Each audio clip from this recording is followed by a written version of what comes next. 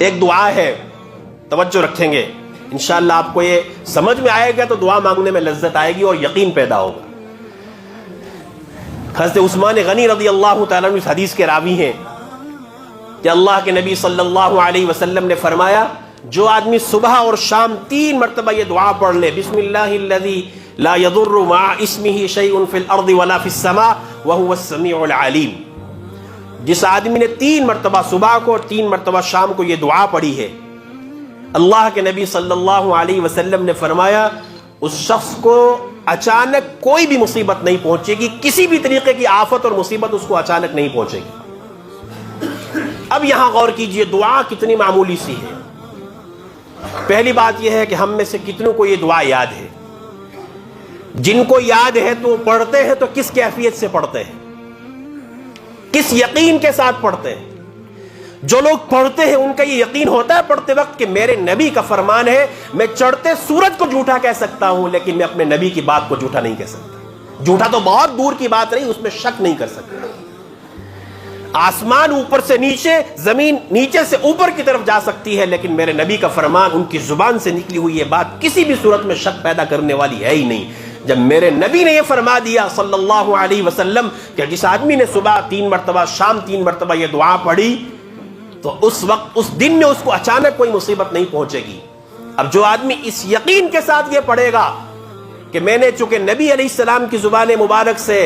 میں نے یہ سن رکھا ہے اور میرا یقین ہے کہ میں پڑھوں گا تو مجھے کوئی تکلیف نہیں پہنچے گی، رب کعبہ کی قسم کھا کے کہتا ہوں جو اس یقین کامل کے ساتھ پڑھے گا اس کو کوئی تکلیف نہیں پہنچے گی، اس پر کوئی آفت نہیں آئے گی، اس لیے کہ یہ سچوں کے سچے امام الانبیاء کا فرمان ہے۔ یہاں محدثین نے ایک نکتے کی بات بھی لکھی ہے کہ اس حدیث کے جو راوی حضرت عثمان ہے نا، وہ جب اپنے بیٹے ابان جن کا نام تھا وہ ثقہ تابعین میں سے ہیں، تو جب وہ اپنے شاگرد کو یہ روایت سنا رہے تھے تو ان کا شاگرد ان کو روایت ان سے سن بھی رہا ہے اور ان کو غور سے دیکھ بھی رہا ہے، تو وہ حضرت ابان جو حضرت عثمان کے بیٹے تھے وہ فالج کی حالت میں یہ حدیث سنا رہے تھے، تو شاگرد یہ تعجب سے سن رہا تھا کہ خود تو فالج کی بیماری میں ہے اور مجھے یہ حدیث سنا رہے ہیں، تو اس کا مطلب انہوں نے اس پہ عمل نہیں کیا۔ تو ان کو احساس ہو گیا کہ میرا شاگرد مجھ سے سن کر کے تعجب کی نگاہوں سے مجھے دیکھ رہا ہے، تو حضرت ابان نے فرمایا کہ اے میرے بیٹے، اے میرے عزیز، اللہ کی قسم نہ میں تجھ سے غلط بیانی سے کام لے رہا ہوں، نہ میں حضرت عثمان پہ جھوٹ باندھ رہا ہوں اور نہ حضرت عثمان نے نبی پر جھوٹ باندھا ہے۔ اللہ کی قسم جس دن مجھے یہ فالج ہوا مجھے اس دن غصے کی حالت میں تھا، میں نے اس دن یہ دعا پڑھی ہی نہیں تھی، میں نے اس دن یہ دعا پڑھی ہی نہیں تھی، میں غصے کے عالم میں تھا۔ اب سوچیے ذرا، اگر یقین کامل ہو رب کعبہ کی قسم کسی کو تکلیف نہیں پہنچے گی اگر اللہ کے نبی کی اس دعا کو کوئی کامل یقین کے ساتھ پڑھے۔ 2-4 منٹ میں آپ کے اور لوں گا، ایک اور اہم بات مجھے آپ سے سمجھانی ہے۔ اسی طریقے سے نبی علیہ السلام کی ایک اور دعا ہے جس میں اللہ کے نبی صلی اللہ علیہ وسلم نے فرمایا کہ جو آدمی کسی مصیبت زدہ کو دیکھے، بِأَيِّ مُصِيبَةٍ، کو کسی بھی طرح کی مصیبت ہو، ایک آدمی نے کسی بیمار کو دیکھا، ایک آدمی نے کسی کو فقر کی حالت میں دیکھا، ایک آدمی نے کسی کو کسی مقدمے میں الجھے ہوئے دیکھا، کسی بھی طرح کی کسی مصیبت میں دیکھا، یار یہ تو بہت خطرناک بیماری کے اندر ہے، یہ تو بہت بڑے مقدمے میں پھنسا ہوا ہے، اس کے اوپر تو بڑے سخت حالات ہیں، فقر و فاقہ کی مصیبت میں گرفتار ہے، کسی بھی طرح کی مصیبت ہو، اور اس مصیبت زدہ کو دیکھنے کے بعد جس آدمی نے یہ دعا پڑھی، الحمدللہ الذی عافانی مما ابتلاک بہ وفضلنی علی کثیر ممن خلق تفضیلا، نبی علیہ السلام نے فرمایا جس آدمی نے یہ دعا پڑھی جب تک وہ زندہ ہے اللہ پاک اس کو اس بیماری اس تکلیف کے اندر مبتلا نہیں کرے گا۔ اب سوچئے ذرا، اگر یقین کامل ہو، آپ نے دیکھا کہ ایک آدمی کو یہ تکلیف ہے، میں پورے وثوق اور اعتماد کے ساتھ، اللہ ہم سب کو ایسا ایمان اور ایسا یقین نصیب کرے اپنے نبی کی بات پر، ساری دنیا کچھ بھی کر لے،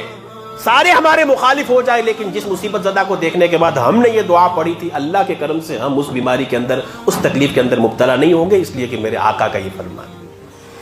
اس ضمن میں ایک چھوٹا سا واقعہ سنا کر کے بات نقل کرتا ہوں۔ ہمارے جاننے والے بہت بڑے عالم ہیں اپنے علاقے کے،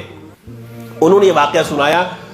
کہ میری بیٹی جو ابھی تقریباً 9 یا 10 سال کی تھی، اس کو پیٹ میں کچھ تکلیف ہوئی ہے، تکلیف ہو جانے کے بعد جو قریب کا ہاسپٹل تھا اس میں اس کو لے کر کے گئے،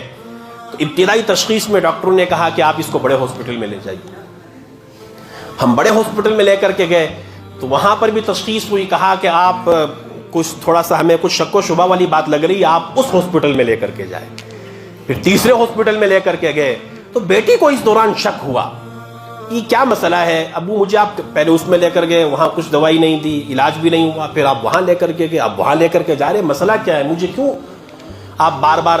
الگ الگ جگہوں پہ لے کے جا رہے ہیں؟ تو بیٹا، پھر چھوٹی سی 9-10 سال کی بیٹی، دل ٹوٹا ہوا تھا اور ڈاکٹروں نے پہلے ہی سے کسی خدشے کا اظہار کیا تھا، تو مجبوری میں بیٹی کا دل رکھنے کے لیے بتا دیا باپ نے کہ بیٹی ایسی بات ہے، ڈاکٹروں نے کچھ خدشات کا اظہار کیا ہے۔ اللہ اکبر، یقین کامل ہو اور گھر کا ماحول بنا ہو، نبی کی بات پر یقین ہو، اللہ کی قسم کیا کچھ نہیں ہو سکتا، ہمارا یقین ہی نہیں ہے، اس لیے سب کچھ، پھر یہ حالات ہم پر آتے ہیں۔ تو بیٹی نے یوں کہا، جب اس نے یہ سنا کہ میرے باپ نے مجھے یہ بتلایا کہ ڈاکٹر یوں کہتے ہیں کہ شاید تمہیں یہ تکلیف ہو سکتی ہے، پیٹ میں تمہارے کینسر ہو سکتا ہے، تو بیٹی نے یوں کہا، ابا میں نے آپ سے ایک دعا سنی تھی، ایک موقع پہ آپ نے گھر میں یہ دعا ہمیں سکھائی تھی، تو میں نے معمول بنا رکھا ہے اس دعا کو پڑھنے کا، اور آپ نے مجھے بتایا تھا کہ جس کسی کو بھی یہ تکلیف ہو اور انسان اس دعا کو اس کے سامنے آہستہ سے پڑھ لے یا پڑھنے کا معمول بنائے، اس کو کبھی یہ تکلیف نہیں ہو سکتی۔ ابا آپ جس ہاسپٹل میں بھی لے کے جائیں گے، مجھے میرے اللہ کی ذات سے امید ہے مجھے یہ تکلیف نہیں ہوگی،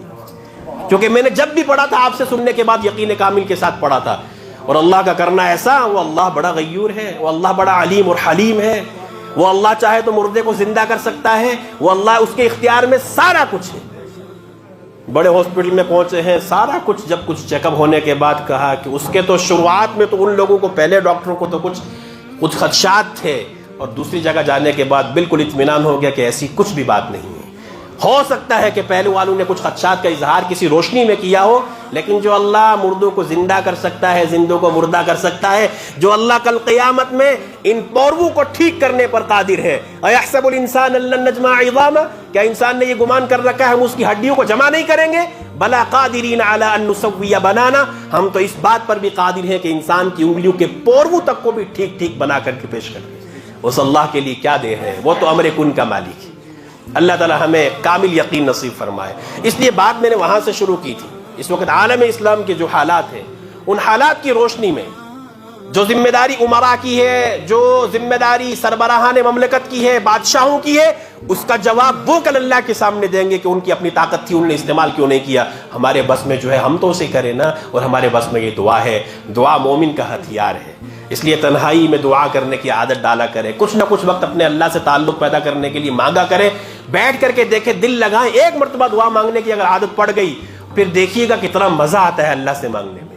اللہ تعالی ہمیں کامل یقین نصیب فرمائے، اور عالم اسلام میں جو حالات ہیں، اللہ ظالموں کو یا تو ہدایت دے، ہدایت مقدر میں نہ ہو تو اللہ بڑی طاقت والا ہے، اور مظلوموں کی اللہ تعالی دستگیری فرمائے۔